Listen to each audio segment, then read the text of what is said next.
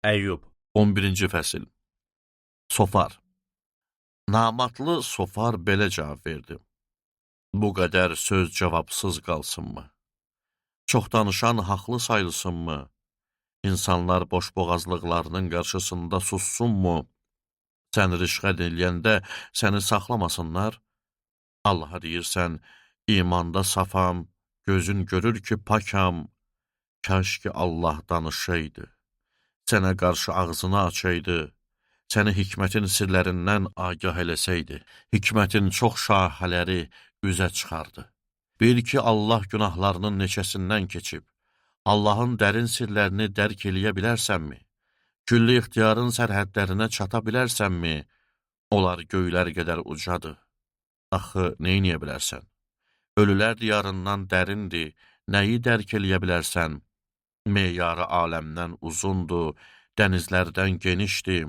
Əgər gəlib səni zindana salarsa, məhkum eləyərsə, kim onun qarşısını ala bilər?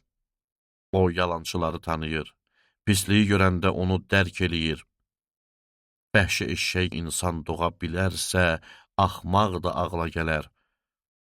Əgər ürəyini təqdis eləsən, əllərini ona tərəf uzatsan, günahın varsa, ondan əl çək. Qoyma pislik çadırında sakin olsun.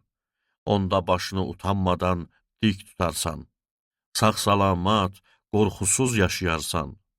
Sən dar gününü unudub, onu axıb qutaran bir su kimi yad eləyərsən. Həyatın gündüzün günəşindən də parlaq olar. Qaranlığın səhər kimi işıqlanar. Çünki ümidin var. Sən arxayınsan. Mühafizə olunaraq rahat yatarsan. Yatanda belə səni qorxudan olmaz, sənin lütfünü çoxları arzular. Amma pis adamların gözlərinin nuru sönəcək, onların pənah yeri olmayacaq, yeganə ümidləri son nəfəslərini vermək olacaq.